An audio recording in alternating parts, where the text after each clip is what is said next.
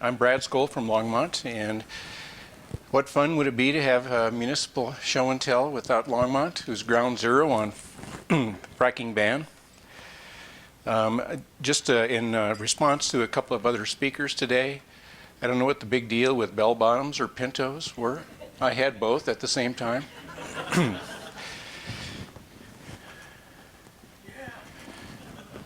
Yeah. So I think along the timeline and the curve of many other communities, Longmont experienced the same thing. Here's another graphic that we've seen different versions of today. If you can see, the northeast portion of Boulder County is where Longmont's located. We're a town of about 100,000, and so it was incorporated in 1871, primarily an agricultural community and largely conservative up until probably the late 1990s or 2000, in which demographics have changed it to become a little bit more progressive with a few Boulder wannabes. So they look across the state line and see that proliferation of oil and gas activity. So I've done a little bit of personal research on this theme that we're hearing today about how the citizens and certain people with a lot of passion around this particular issue are forcing the community discussion. When Longmont conducts a community survey, one of the things that we consistently hear from our residents is that they feel that the quality of life is most important to them. Another aspect of this is that I think that our state has seen a lot of influx of people from other areas who have who've grabbed onto this quality of life.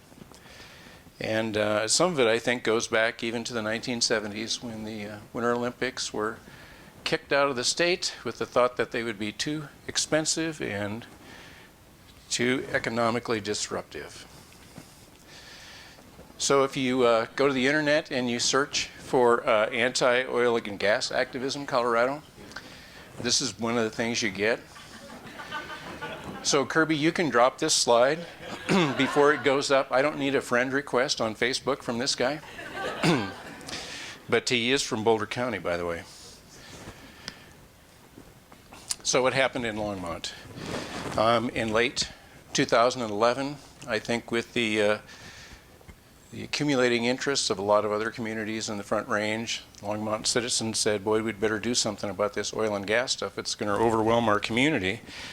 And the consequence is that City Council decided that we needed to get moving on it. And so in 2012, we did an update to our oil and gas regulations, got sued for it, and passed a hydraulic fracking prohibition and got sued on that one too. What's some of the background that started the Longmont interest? We have a well located inside the city limits, and I'll have a graphic of the city limits here shortly. But an older well operating within a couple of 100 feet of a new middle school.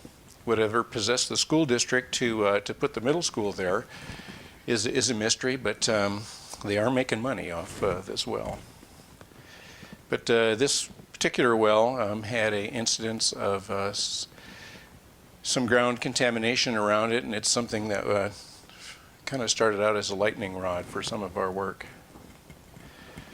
As I mentioned before, in late December of 2011, the idea of moratorium started, and so we passed one and embarked on the same type of frantic regulation update that you've heard Kyle and Holly talk about.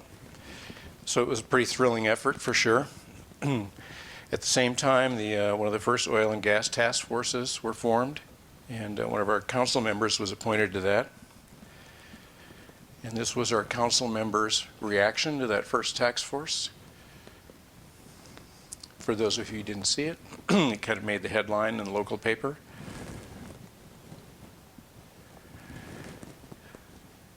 The Longmont process of developing oil and gas regulations involved this overwhelming amount of community involvement. And I think, as Kyle talked about, I think there's a very organized effort by people who have the strong environmental interests to come to these meetings and overwhelm them as much as possible. And I think that's had a real influence on the process in Longmont.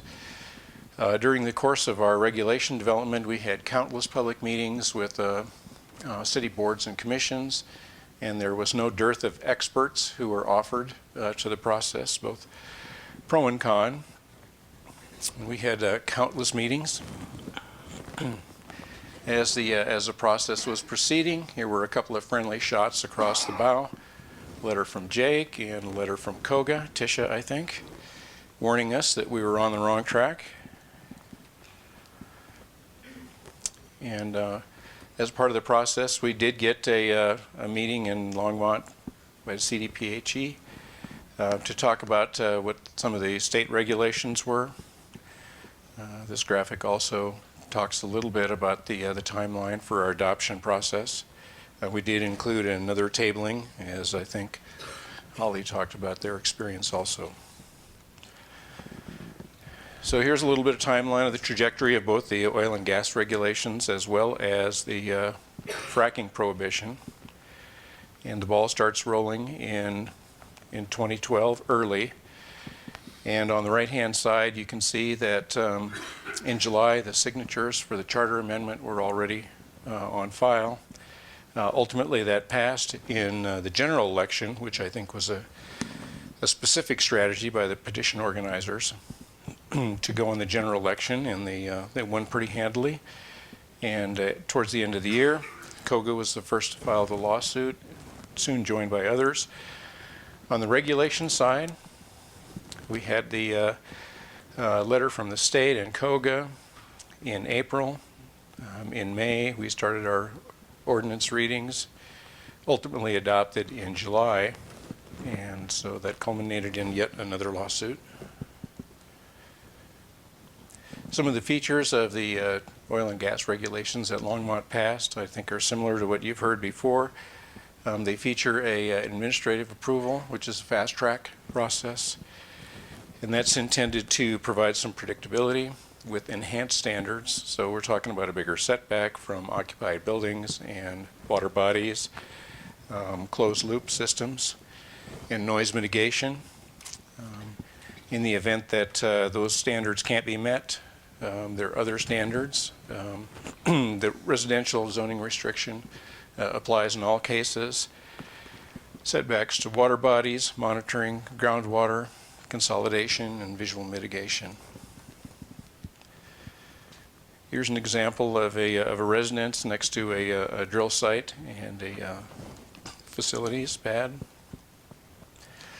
This particular graphic, I think, is interesting because during the course of the process of providing information to our city council, the idea was to show them what was really the threat of drilling to occur in Longmont under what were the state regulations. And the pink and the magenta are areas that you can't drill in because of the urban density or the proximity to residential structure, occupied structures.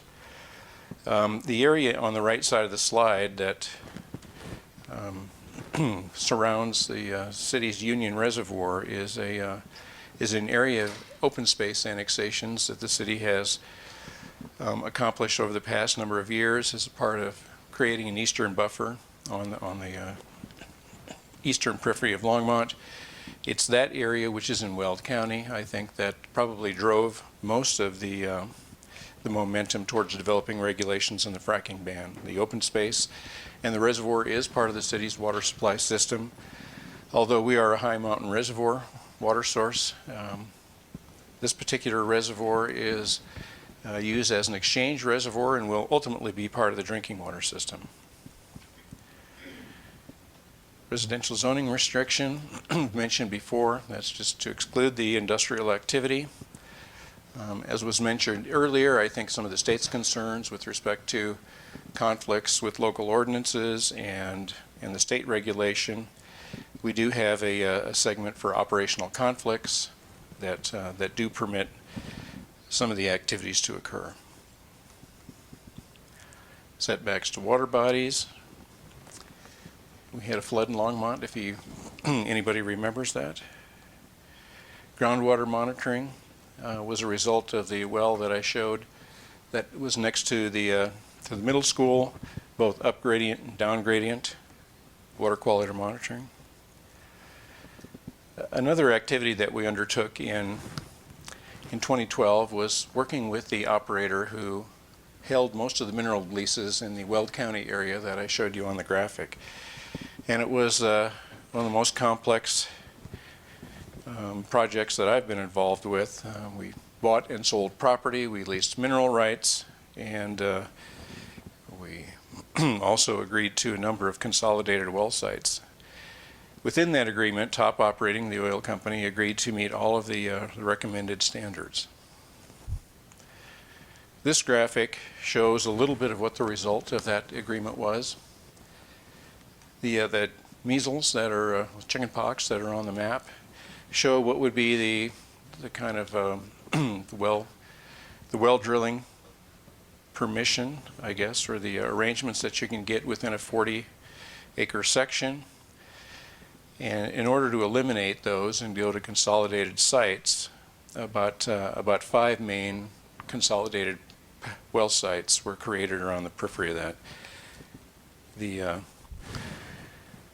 red lines that show circles and ovals are meant to show what would the setback areas be for the city's 750-foot oil and gas regulation. So at the end of 2013, we issued an operating permit for Top on one of the properties that were near Union Reservoir. It's held in abeyance because of the fracking ban, but we did prove that our regulations were able to accommodate a drilling process. I guess we'll know more when or if they drill.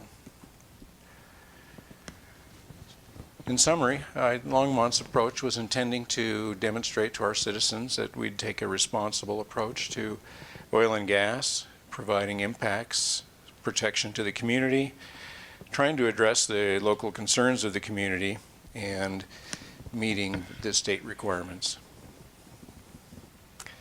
So where have we gone to from there? Our regulation lawsuit was dismissed with the state, so that stands as it is. The Longmont fracking ban was overturned in district court. However, that decision is held in abeyance until the appeal can be resolved. We have issued the drilling permit to Top on the administrative process. However, they have obviously not commenced operations. And, you know, the citizen involvement has been overwhelming. And the amount of pressure and I think threat that they hold over the public process is something not to be understated. That's the Longmont show and tell. Do you have any questions?